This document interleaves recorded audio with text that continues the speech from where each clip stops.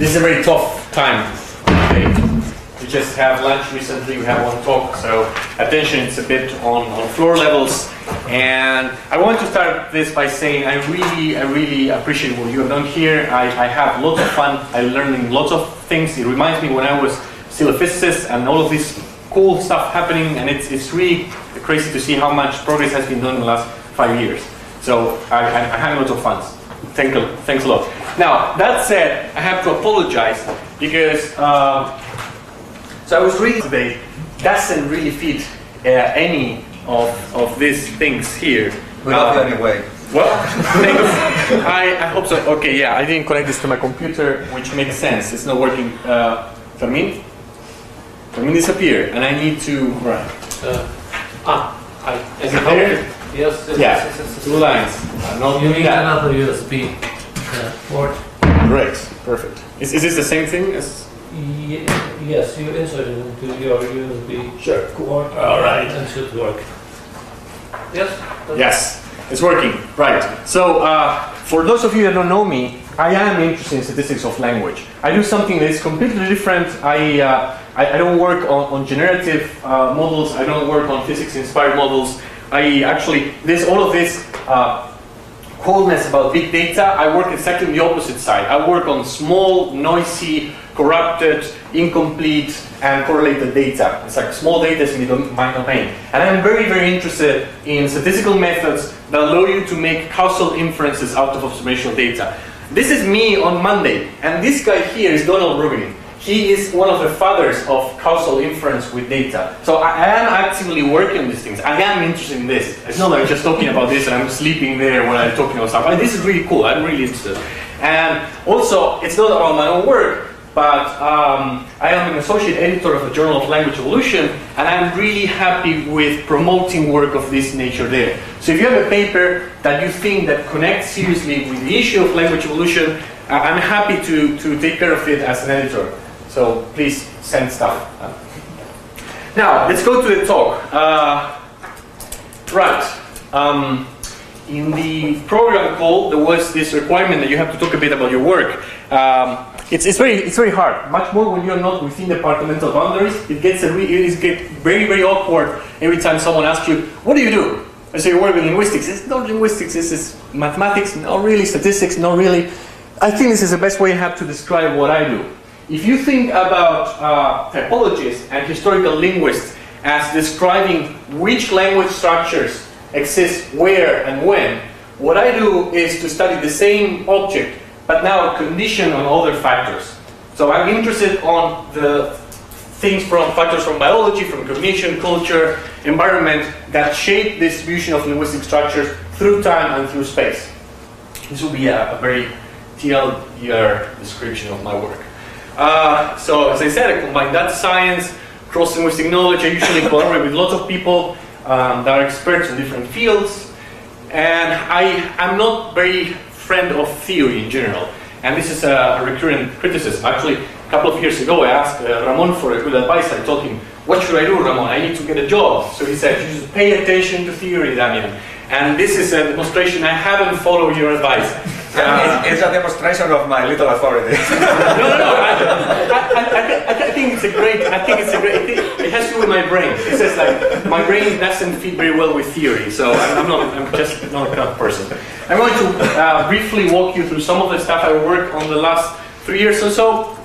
I've been a bit interested on non-arbitrary cell-meaning associations. That, in spite of the often cited claim that there is no relation between sound and meaning, actually that's not the case. There is strong evidence that non-arbitrary cell-meaning associations are all over the place in languages. Then I'm working also on the acquisition of first language in extremely diverse languages. Most of the stuff that we know about language acquisition comes from English and German and Spanish, a bit of Mandarin Chinese. But what happens when your language has 20,000 verbal forms instead of 3, like in English, right? Things are different. So can we actually make inferences about common statistical learning strategies across different languages? So this is one of the things I do. I'm also quite interested on how environment might shape populations and some of the properties of languages. And I recently been playing quite a lot with syntax and the evolution of syntax through time, and how we put these things in relation with preferred processing strategies, right? Maybe some things we like to process better than others, and maybe those things will have a more prominent development. But again, this is very conjectural. And one of the things I'm most proud of, although I could take the smallest credit in these things, is that I work quite a lot on the development of open access large cross-linguistic databases. So this is a huge database on places, languages, culture, and environment. So if you get here, you can find lots of information about the ecology, the cultural traits, and the regions of the world that are inhabited by people that speak a given language, for instance. This Databank is the most massive collection of comparable linguistic data of the languages of the world. Right now we have coded 1,000 languages. We're aiming at describing 3,000 languages with an extensive number of linguistic dimensions. And that thing, this is one of my baby projects, is the database that is called Gelato, Genes and Languages Together. You see that thing? I thought quite a lot about that. 50% of my time went into the name. So what we are doing is, I'm putting together genetic information of populations along with linguistic information of those. So usually when you look at what geneticists do, they say, oh yeah, this is a genetic sample from Papuan. There are 1,400 languages in Papua. What do you mean with that? Right? So we have curated data trying to make all of this data accessible for further research. All right, so I didn't pick up a random talk for this audience. I thought quite a lot about this, anyhow. And the point I want to make here is about something that is often implicitly, that is over the place in our discussions, but very rarely features in an explicit way. That has to do with the relation between function in language and change of language. What do I mean? Linguists find something that is all over the place in languages, and they will say, fine, if most languages prefer A instead of B, it's because it has some value, right? That's a natural, naive, intuitive way of explaining things. If 95% of the languages of the world put the, or if 90% of the languages of the world put the subject before the verb, then maybe that makes sense because there's something about our brain that likes that kind of strategy. Or maybe that's not true anymore, but back then, when we were, before the emergence of agriculture, big cities, and all these things, that had some value. And that's why all languages basically inherit this structure. Could be the case. So this is usually the sin of linguists and people that work with language data. But also, when you go to the other side, with psychologists, cognitive scientists, computer modelers, you find the other thing, which is that, you do a simulation of agents, you find that strategy A seems to emerge, and you say, well, naturally, if I can show that this particular strategy provides you with an edge on communication or cognition or whatever, then it's naturally, I would expect to find in language. All right? Is this clear? Okay. So, and this is the focus of my talk today. There's all of this series of things ranging from cognition, acquisition, your genes, whatever, and then you have natural language. And the relation between how you go from here to there, it's never discussed, or extremely rarely. People will be happy to show that something is efficient, therefore I see it in language, or they will be happy to show that something is frequent in languages, therefore it has to have some value for us. And I was one of these persons very recently. Now, this is the question I have here today. Can we actually find empirical evidence that languages change or that have changed in the past in order to satisfy some requirements or optimize certain function that you could think of? No, that's not what I want to do. Let's go back. Right. So, perhaps the best known case of a factor that shapes language is that of communication and processing. Right? It seems almost trivial to say that one of the, or perhaps the most prominent function of language is that you want to communicate. And if there are strategies that make communication easier or cheaper or whatever, that's going to creep into its language structure, right? If it allows you to do its job more easily, then that's going to be preferred over other strategies. And we have a lot of evidence. This has been discussed already, and it's going to be discussed for sure tomorrow. Frequent and predictable material is shortened or omitted. When we know very well what kind of explanations people have proposed that relate that to communication. Then we know that syntactic dependencies tend to be short and they do not overlap. There is a lot of work by Ramon that is very enlightening in this respect. It's an extremely interesting phenomenon. Again, if you think in terms of processing, it makes sense to think that a language that does not cross syntactic dependencies is easier to process. Then even material that you would think it has no obvious role, like for instance gender in morphology, can be shown to provide some function at some point. For instance, there are a number of experiments that show clearly that when, for instance, you encounter an article that has a gender, then your expectations about upcoming linguistic material is going to narrow down to reference that actually comply to that gender. Right? So you're using that seemingly irrelevant information to make predictions about upcoming material. Ergo, it's useful. It has a function. Then, when you study the distribution of vowels in vowel space, we usually find is that vowels are found in rather distant relation to each other. And that makes sense, again, if you think in terms of intelligibility and communication. Right? If I have to, if my language has 4 vowels, I don't want them all to be close to each other because it's going to be a mess. I want them to be as different as possible in order to optimize and to make language robust in this respect. Now, obviously, there are exceptions to all of these rules. Can anyone identify which language is that one? Just for the... Oh. This is a mess, actually. Someone said something? English? No, that's... close enough, that's Danish. And if you go to YouTube, you will find that this is a running joke for Danish people. It's like it's hard for them, for adult Danish speakers, native speakers, to communicate sometimes because it's a really complex language. It is. I mean, and I have 3 Danish friends, and I have asked them, "Oh, look, do you really have? Is this actually true?" And they say, "Yeah, man, it's tough. Like I'm rather speaking English when it comes to another Danish person." So it's really sometimes this kind of things happen, but. Again, in this case, it's interesting to see that there's no symptom of language change in Danish in this respect. So it's the first hint that maybe it's something interesting going on. So someone explain me why we like the language as it has also all of these forms. What is the purpose of that? Why is that Polish people need all of that? Can you just be happy with a more, like why you don't like people that don't speak Polish, right? It's so hard. This is like, has some of the, there's some statistics showing that this is one of the foreign languages that is failed the most frequently by students. And it makes sense, it's like, it's crazy. But still, Polish, it's a big language, it has a great literary tradition, it's a functional language, right? It's not seem to be changing in any direction.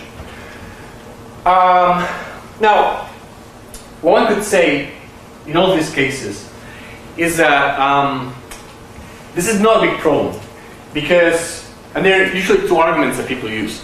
First is that, yeah, it might be the case that Danish vowel space, it's rather hard for communication, but it's hard, but it's not impossible, right? And you can still keep going with it. You can communicate, so that's an important thing. It's not about optimization, but it's about doing the job. And there's other argument that I find it to be rather lame, which is that this competing motivations framework. That wasn't planned at all. Competing motivations framework, which is to say something like, well, it might be the case that Danish is very complex in its vowel system, but there's something on morphology that you gain by doing that, right? So there's something else that's being optimized when you make a part of the grammar or the language worse. But again, it's extremely hard to test, because if you're assuming that for every single symptom of a bad part of language, there is something else that is getting better, then you can never falsify this claim that maybe language change sometimes might not be optimal. Now the question is, what would be an extreme scenario, natural scenario, where you would expect that forces that make languages more efficient pop up? And unfortunately, there is such an example in human history, and that's the example of Creole languages. So for those of you who don't know what Creole languages are, this where most of the times Creole languages will develop in highly multilingual settings usually in colonial and slavist contexts. So basically, the most usual case will be that European slavists will go to the coast of Africa, get a bunch of slaves that speak completely. I'm sorry. I don't know what the reason is. Maybe my It's because of the Polish. There's someone sabotaging my talk. Sorry, I didn't want to say anything bad. So, the situation again. You have a bunch of people that don't speak any common language. They actually speak languages that belong to different linguistic families, meaning there is no way they could communicate. But within a few generations, from this community of people, a new language, a new full-fledged natural language comes into existence. Which is pretty awesome if you think about it, right? The fact that lots of people that don't speak a common first language end up developing a common natural language with all of the glory of natural languages. That's pretty awesome. Now, what is even more interesting is that if you look at Creole languages across the board in different geographical and social settings, what you find is that they seem to have some common linguistic features. So this is a very old claim. It goes, you can trace it back to the 1930s. And having different ways of testing this idea, but the important thing is that there's this idea that Creoles are exceptional languages because they share features that distinguish them from non-Creole languages. Why? Well, there is a large number of proposals, proposed explanations of why is that Creoles all look similarly to each other, but the one explanation I want to focus on today has to do with pressures for communication, right? If I have to communicate with you and we don't have any common language, then I'm not going to develop a language that is optimized for poetry or a language that is particularly complex for the reference of birds or stuff like that. I want to communicate. I want to use the best possible strategy for conveying a message to you, and the same thing holds true for you, right? So because of this, then what these people suggest is that those common features that you find in Creole languages in a way reflect the best possible strategies for the ground problem of communication. And again, this is an extreme case. Here you can be sure these people want to communicate, right? This is a very extreme situation where if there is any effect in this direction, you should expect to see it there. And one of the important points that is being made here is that these strategies are innovated. People come up with strategies that maybe weren't present before in the languages that people were speaking before the emergence of Creoles. Now, I will ask you to take 1 minute to read through this. Sometimes, you know, I was used to papers from physics where it's a very dry genre, right? You don't have any, almost no adjectives, no poetry, but sometimes in linguistics you come across with very nice metaphors and some literary excursions, even in published papers in journals. This is, what? Yeah, it is. But it seems it has to do, my hypothesis has to do with my hand at some point. I'm happy to reject it if there is enough evidence. You're a cyborg. I'll just leave this here. So this is a metaphor that has over 50 years in the field and goes in the same direction. Think about the languages that people brought into the Creole settings as houses. And suddenly you have an earthquake. All of the houses are down. You still have to pass that night. So you take a couple of good pieces, stones, and you sleep there. But the morning after, when you wake up, you want to come up, you want to have a house again. So you take some of the pieces of the houses that were destroyed and you build a new house. But there is no need for you to replicate the houses you had before. And actually, you have the chance, now that everything is shattered and broken, you can come up with a better house for your purpose, which is living. I guess I have to paraphrase this and tell you what the house and these things mean, right? But the metaphor is clear. Languages break down, you come up with a new language that is better in its very clear respect. That's innovated. Now, the question of the paper that we're proposing, a paper that is about to appear is, no, it's not my hand at all. Yes, but It was. It was? You're confusing me. Somebody has another adapter, I don't know. I just hope it won't be instructing much people. Alright, so important point here is people claim that Creole languages innovate structure that has some purpose. So the first thing you want to do is to make sure that you can distinguish Creoles from non-Creole languages. So that claim is actually has some empirical validity because many of these strong statements in linguistics are based on 1, 2, or 3 languages. You will be surprised to find how many things you believe are completely true about linguistics come from just someone spending lots of time looking at one language. First, you want to make sure that Creoles are different than non-Creoles using a statistically sound way of testing this. And the second, if we can actually distinguish them, then the question is why we can distinguish. What is the statistical feature or set of features that allow us to distinguish between these two groups of languages?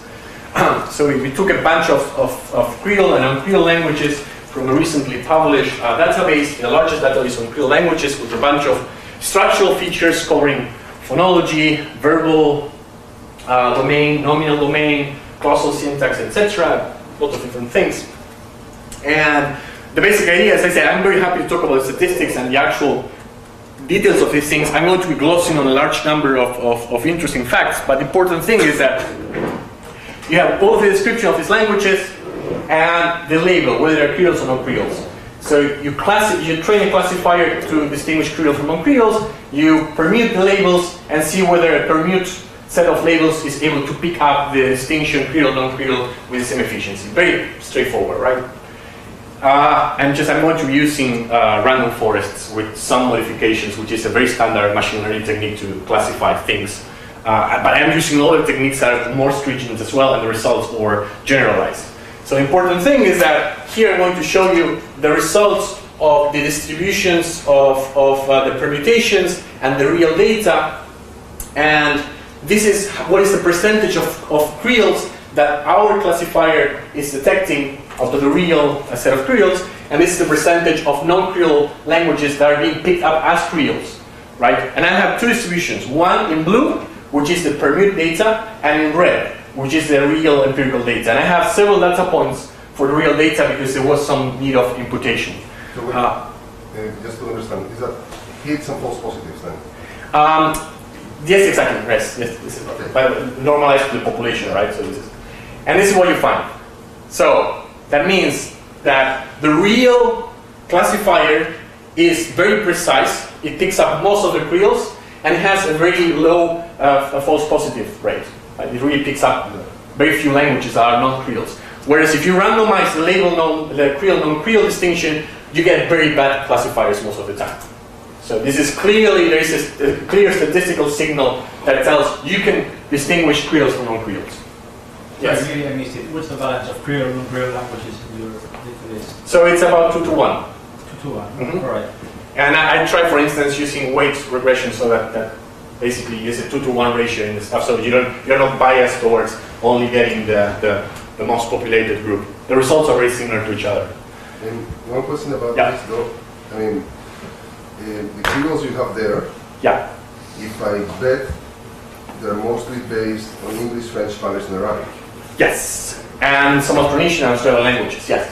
And of course, what would happen if you would restrict your other languages to languages in that family? I think that there is a nice consistency in those Creoles because they're all originating from those particular languages. Right? So when you look at the misclassified languages, Yeah. what you find is that, surprise, surprise, the languages that are not Creoles, that are misclassified as Creoles, are exactly those languages that we know were involved in Creole emergence. And the Creole languages that are classified as non-Creole languages are those that come from extreme linguistic situations involving, say, weird Australian languages or Siberian languages or stuff like that. So it seems very clearly that we are still picking up a genealogical signal. And something that you mentioned is that I removed beforehand all of the features for which I could find evidence of a genealogical direction, right? If I could see that there is a clear patterning between, say, the order of noun, of subject and verb in relation to the languages that gave rise to the Creole, then I will remove that because I want to test things that are non-genealogical, right? So when I do that, still get that the signal is mostly genealogical, so there's nothing really innovative there. And what is more interesting is that the most stringent test for a real Creole feature will be that you find within a group of Creoles a feature that is not necessarily reflected in the ancestry of languages. So this is one of the cases that people propose. Subject, verb, object is a very efficient word order because it's the best for communication for different reasons. Will you be talking about this, Ramon? No, you're not going to mention the optimality of SVO? No, but go ahead. But you can talk with Ramon. Ramon will tell you everything. He knows a lot about this, much more than I do. Well, the important thing is that using arguments different from the ones that Ramon holds, people have suggested that subject, verb, object is optimal for communication, right? And optimal according to dependency length minimization. It's yeah, not the only that's principle. what you say, right? Yeah. These people not the only principle. Yes, some people suggest the noisy channel model, etc. Yeah. It's not really relevant. The important thing is that there is a function that has been claimed that analyzes SVO, and yeah, most of Creole languages are SVO, like over 95% of the ones in the sample. But the few situations where the ancestors weren't SVO give rise to Creole languages that are not SVO. So it's just linguistic overrepresentation of a few families. Still, you have to do less stats in order to convince these people, because people really held very strongly to the previous beliefs in this respect. And Creole languages, this is a very delicate topic as well. I don't want to go in that direction, but it's very important that we show these things with data, because it's not, So going back for 1 second to the classification, if you remove the misclassified ones, can you still learn the other ones? So are you able to classify the Creoles thanks to the misclassified parent, let's say, or not? So if you remove the languages that are misclassified, yes, because there are only a few. And so in my cross-linguistic sample, I have only few languages, so I try to maximize the diversity of the sample, right? And the languages that are being misclassified are very few. As you have seen in the empirical case, this is a very good classifier. But still, the few languages that belong to the ancestor of Creoles are the ones that are picked out wrongly. Yeah. If you remove those, you still get an efficient Creole non-Creole distinction. All right. So it's not like the presence of it's natural to expect that's going to improve the distinction, right? Because if these guys are really misclassified and you remove them, then it's going to be a more pure. It's going to be easier to break that.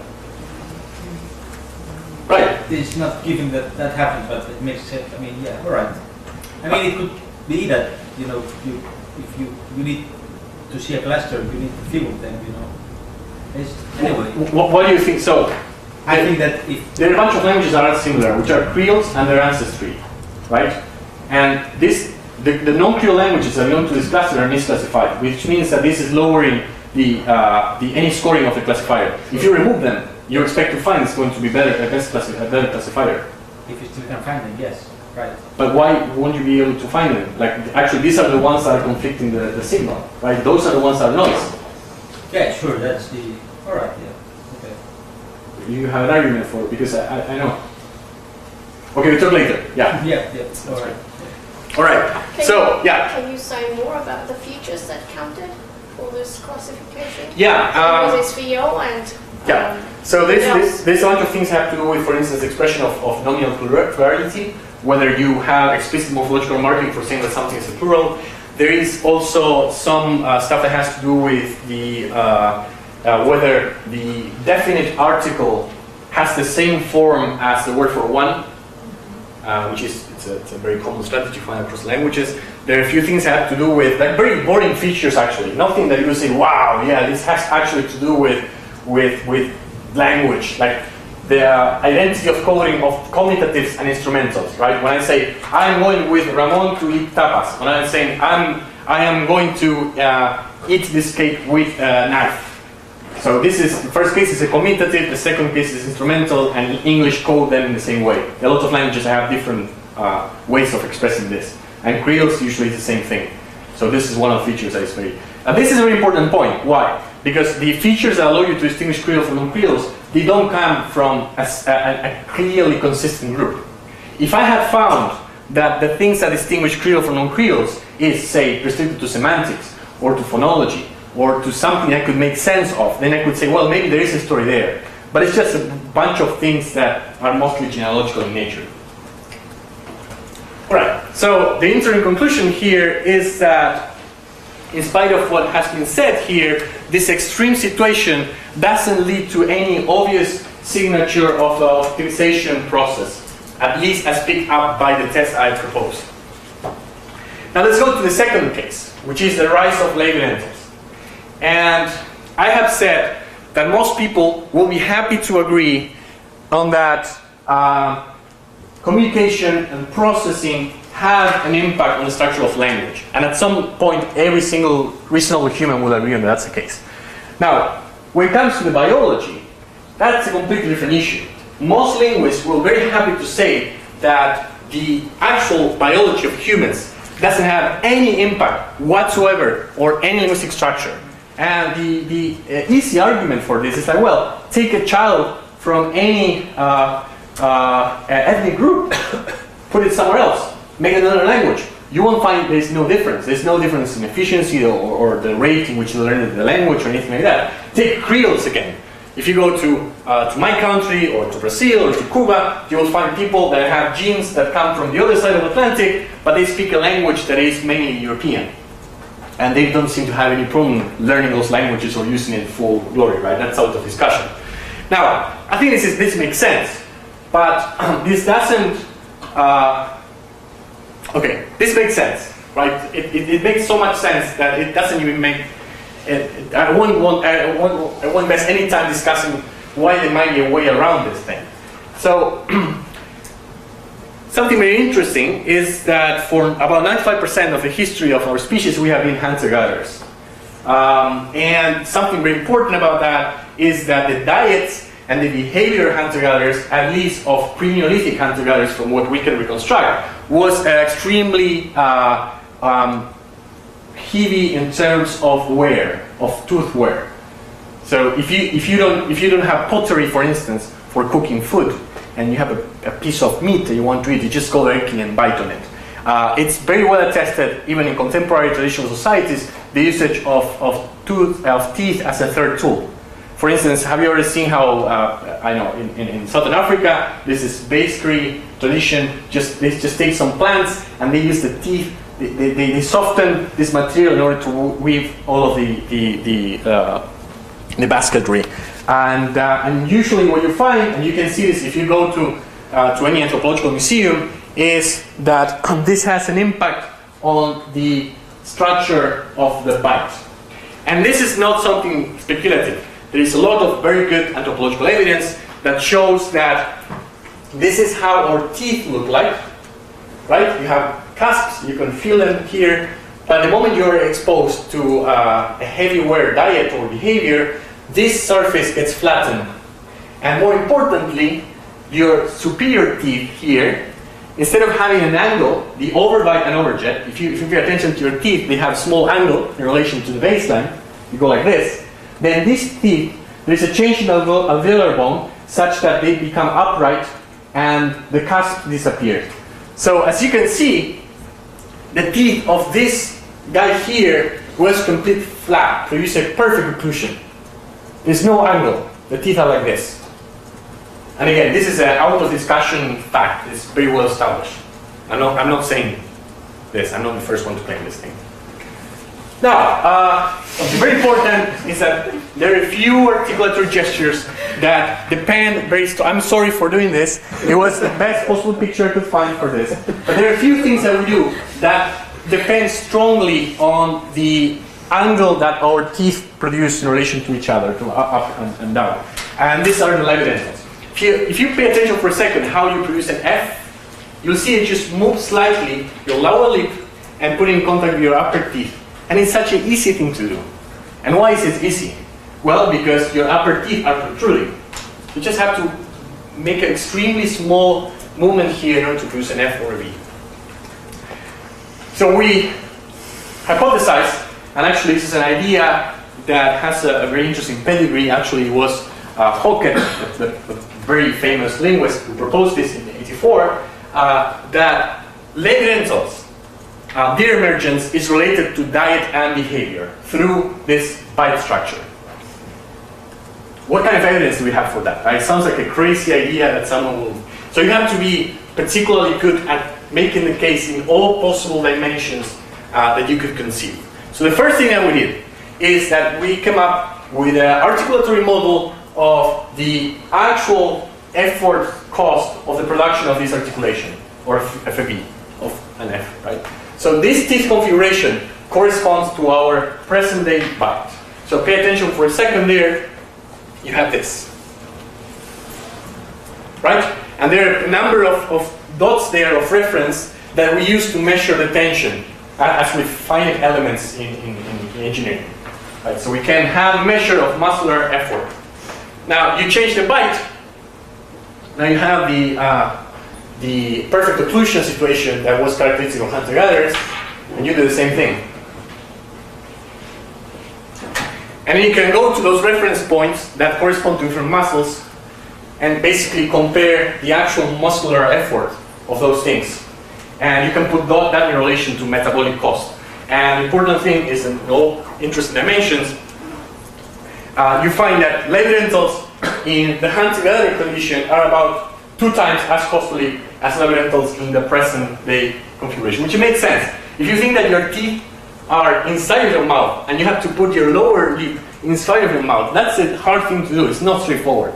It takes some training actually.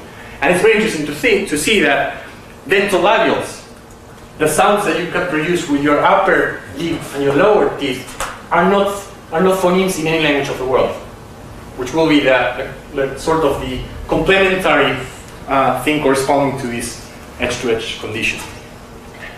Now, okay, fine. We have shown that it's more costly. But I have here a story about behavioral practices and hunting and gathering and a particular class of sounds. So what we found is that taking a sample of about 2,000 languages of the world, using a Bayesian mixed effects Poisson model with all of the random intercepts and slopes that you might expect from a case like this, is that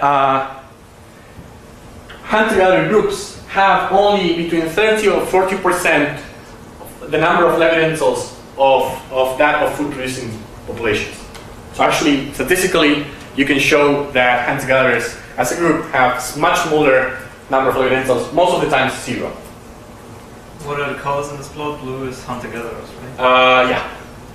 So that's very important. Actually, most hunter-gatherer groups are situated around the Pacific. You have a bunch of them in North America, lots of them in South America, and Mesoamerica you have the cultural expansions that push away all hunter-gatherers. Africa was taken over by a number of agricultural and well, you can ask Ezekiel for more details on that stuff. Australia is historically a well-known food-producing region, and then you have a bunch of Siberian and a few Austroasiatic populations.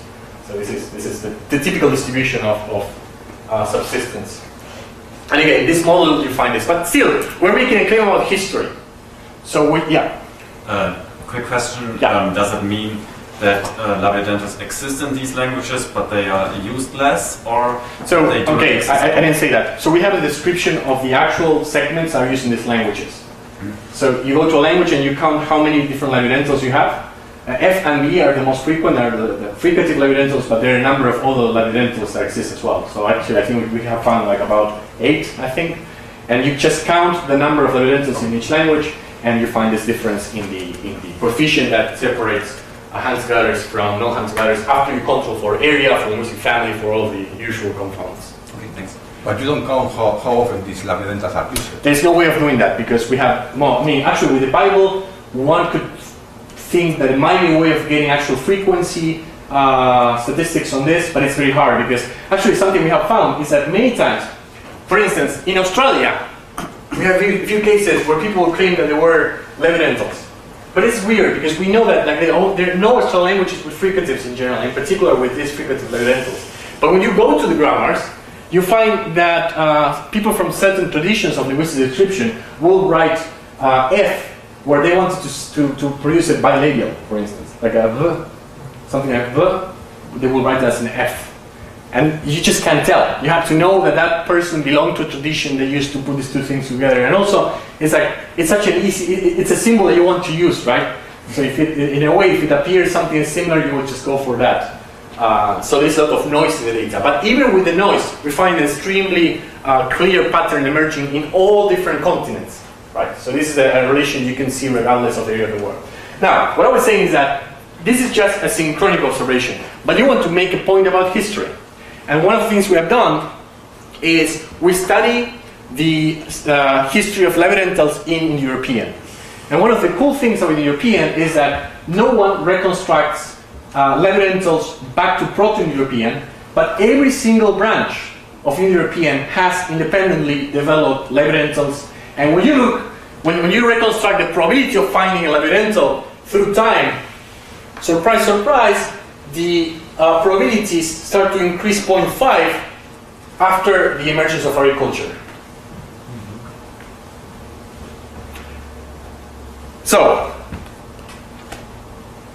it seems that we have a strong case for one linguistic feature that violates one of the tenets of historical linguistics, which is the uniformitarian hypothesis. The fact that the structures and processes of languages that you see in the world today were characteristic of the whole history of human language. We have shown that this is not the case. Now, conclusions. You think, what is this guy talking about? It's like he's talking about Creoles and then about stuff, and then he makes weird jokes about, I would say that my conclusions are the following. Things that seem so obvious, that everyone will agree that affect language, actually, there's not much good evidence for this. It might be the case, it seems so obvious that communication and processing are important for language. But when you actually ask for empirical proofs that languages have chosen to go in directions that maximize that pressure or that optimize that dimension, we don't find much stuff. And the most obvious cases where we would expect to find a case for them, you don't find them. On the other hand, we have good evidence, and I hope you agree with me that it's good evidence that things that you believe have no impact. What do you think linguists will say when I tell them, diet actually has an impact on language? They won't buy this, of course, but I don't care. At some point, people will realize that some things are true, some other things are not true, based on data. And this is my takeaway message today, which is that we have this problem with language, which is that all of us, we are familiar with language. We have had experience from language since we are born, right? So there are a lot of things that we find to be natural about language. And this is very, very, very dangerous. So, what do? You should do like, Ulysses. So when you hear the sirens of theory and things that make sense, you should just hold yourself, look at the data, and do science. So that's it. This is an amazing group of people who work with me. They're amazing, they're great. I am just the guy telling the story, and that's it. Thanks to them, and thanks to you.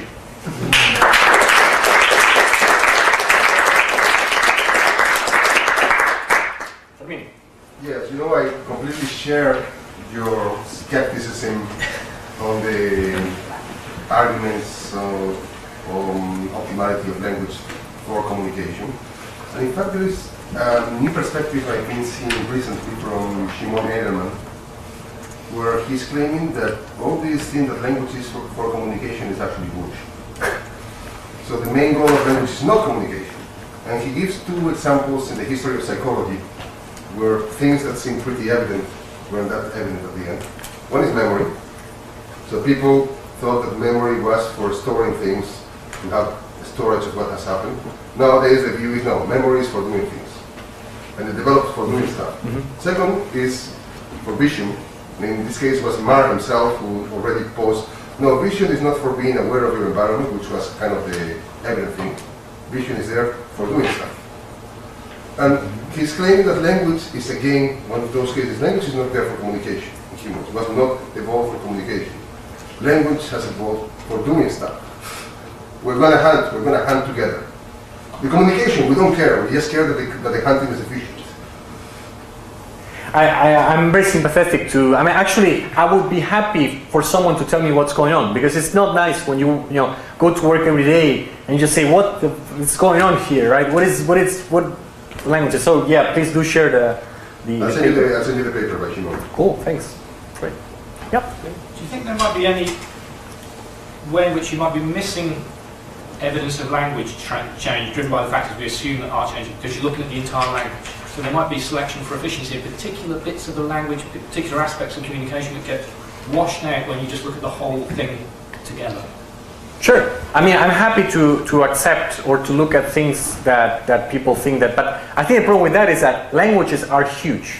And people that want to see something in languages that seem to change the direction of processing, or they will find it, because there's always stuff that will be changing, and this backfitting process, it's very dangerous. So I would say that if there is a good reason, independent from language, for which one would propose that there is something that one should look within language that might be changing direction, that's the way to go. Yeah, absolutely. I think you have to really specify. I mean, I actually buy your story about labidentals. I thought it would be the other way around, but I buy your story about labidentals. But the Creole study, I really don't see how you think this is evidence for language not being efficient. No. I mean, that's what you said. Right? No, that's not what I said. I didn't say that the language actually is not changing. Actually, it could be a case that 99.9% of all language change ever has to do with communication and processing. What I'm saying is that when you go to the cases where people say, hey, yeah, sure, this is an extreme case, people here should come up with new structures for communication. You go to those cases, you don't find that. Well, but hang on, you haven't even defined what you mean by efficiency in Creole language. There's no need of doing that, because if you find that the structure in Creoles is inherited from the ancestry, then unless you say that English is optimal, how does that imply that it's not efficient? How does that imply that it's not efficient? It's not that. What I'm saying is that the claim was that there is innovative structure that is the material they share across language, across Creoles, that was innovated because of these pressures. But when you find that there is actually no features in Creoles that A, are actually shared across all of them regardless of the ancestry, and B, that are different from what you can find in the ancestry, then there's no empirical support for that idea. It might be the case. Hang on. Okay, so let's take the example of word order. Yeah. You have 6 possible word orders according to this simple definition. Yeah. Okay? How could a Creole language invent a new word order? I don't know, but I'm not the one proposing that. So what I'm saying is that if... No, but I mean, nobody has proposed that a Creole language has a word order which has never been around. What do you mean it has never been around? Well, what people say is Creole languages have SVO word order. Yeah. Because SVO word order is the most efficient for communication. Sure. So if you break down this house and you assume that all the 6 word orders are uniformly distributed, of course, you would choose one of them, and you wouldn't find SVO. Absolutely. You can distinguish between just a second. You can distinguish between inheritance and innovation of an optimal thing. But why is that the languages that don't have an SVO ancestry don't develop SVO? So the argument again is that if SVO is there, and it is there because it's efficient, and Creoles might end up innovating that because it's efficient, you don't see that happening. What? No, sorry, I didn't get that. So you have SVO in a language, right? Yeah. You have 2 sources. Either the ancestor of this language was SVO, and you put it there. Maybe it inherited because it's efficient.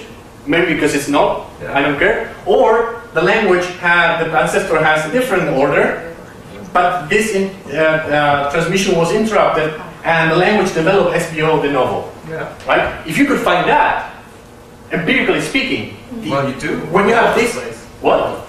Yeah, I mean, you do. There is strong evidence that many languages change from SOV, for example, to SVO. Oh, of course, and there's a few languages that reverse from SVO to SOV in contact. But the probability is not the same. Hey, I mean, I'm talking about Creoles. Think about Creoles again. What I'm saying is that the claim that Creole languages innovate SVO, it's not true. No, but they cannot innovate SVO. But I'm not saying that. There's people that suggest that this structure is innovated. You know, don't get it. I mean, just... If you go to the literature, people have been believing that SVO was the kind of canonical word order to which, let's say, Creoles tended, and as a result of some optimization or whatever. No, but what I'm saying is, if you show, and I totally believe this, that the languages which underlie Creole languages are all SVO, and Creole languages didn't change to any other word order, you're not disproving the idea that it could be a case. It could be a case that actually they are inheriting the structure that is efficient, and the ones that don't have SVO, it's just because they didn't innovate. But again, what I'm saying is that wait a second. Yeah. It's efficient to not change. It's efficient to and change. it's still Absolutely. efficient to change, minimizing the distance according to the word order permutation ring, for which we have some evidence using model, let's say, formation theoretic model selection. So one of my concerns about what you're saying is that you are taking, let's say, a kind of folklorical view of that, and you are neglecting the, let's say, the real theory. So you're saying there's no theory. No, but the message you're selling is be careful with theory. I would say be choosy about theories. Okay. In that sense, if you are trying to minimize dependency lengths, SVO is not the only prediction. Another prediction is the symmetric OVS. So you cannot feel satisfied when saying, okay, I'm not seeing SVO, but what about the other one? And another thing that also matters is that we have we have lots of empirical evidence supporting SOV as an initial word order or that order, let's say, that is expected to appear in every stages of evolution. And that it's very likely to be related to the complexity of the language. Simpler languages are perhaps more likely to have SOV. So what I'm saying is that I don't say there's no evidence whatsoever. What I'm saying is that Creoles are often cited in cognitive sciences, for instance, as the obvious demonstration that SVO is efficient. Again, when you look at the data, it could be the case it's efficient, but why would you say that these languages innovate the structure that was there in the first place? Isn't it like a completely anti-parsimonious? No, they choose. So actually, the metaphor you used in the beginning doesn't fit with your story, because you're saying the houses break, right? That's not my story. That's someone else's. You had this metaphor with houses breaking, and then you choose parts of them to rebuild something. But the story you're actually wanting to tell is the houses break and we choose something completely different to build new houses. No, that's not. No. So actually, in the story, you take some pieces of the house and you build them. But in the case, if SVO is efficient and the debris has SVO, you take SVO. Now, you should be looking at the guys that didn't have debris with SVO. If it's true that SVO is efficient, then they won't take what is there and they will develop the novel SVO. That doesn't happen. Can I, as an outsider, try to formulate it differently? So, wouldn't it be better to show that in Creole the chance of moving towards something more efficiency is higher than in a traditional language? If you had shown that, I would understand this. But for example, well, but I think I'm showing that in the sense that there is no case where there is no ancestry language with SVO where the Creole is SVO period. And there are cases in tradition. I mean, what we know from language change that actually what you're saying is true. What you see is that there seems to be a general, very interesting and intriguing tendency from SOV to SVO. And I think but if you use the rate estimated from other languages, how many would you expect in your Creole database? It's very hard to study, because the thing with Creole languages is that they don't fit well with the classical models of historical linguistics, because they're hybrid languages. So using the model from European to fit a Creole language, it's a completely different setting from the one of Creole. Still a setting that doesn't lead to normal transmission. Something different from non-transmission. It's just that the rates might be different. Actually, this is one of the things people point out. The Creole languages develop very rapidly a lot of things. They're just like No, I wanted to say something about theory. So essentially, you are, let's say, standing on this strong tradition, especially I would say in the US, where people build arguments on efficiency, neglecting history. Yes. This is very Chomskyan, but it's also very related to other people who don't consider Chomskyans. Yeah. And me and other people have developed a theoretical approach to efficiency where the current state of the system matters. Translated to your case, the state of the parent languages matters a lot. I don't believe anymore in unconditional biases. So don't mix me with No. with no. I mean the sense that if you ask me unconditionally, what's your prediction? Oh, okay, first give me the principle that you want to optimize. Okay. But if you want me to make a good prediction, you have to give me the state of the parents, so the parents of those Creoles, so that I can check if in my theory works. Okay. So I mean, it's good to look back to Bickerton and all these old people, but now there is theory that is seriously concerned about history as you do. So don't miss theory. I'm not saying that you are like with the bad guys. I'm just saying that even before getting into theory, you can find that the strong claims that people have put forward are actually just not borne out. And yeah. Okay. So let's conclude this session.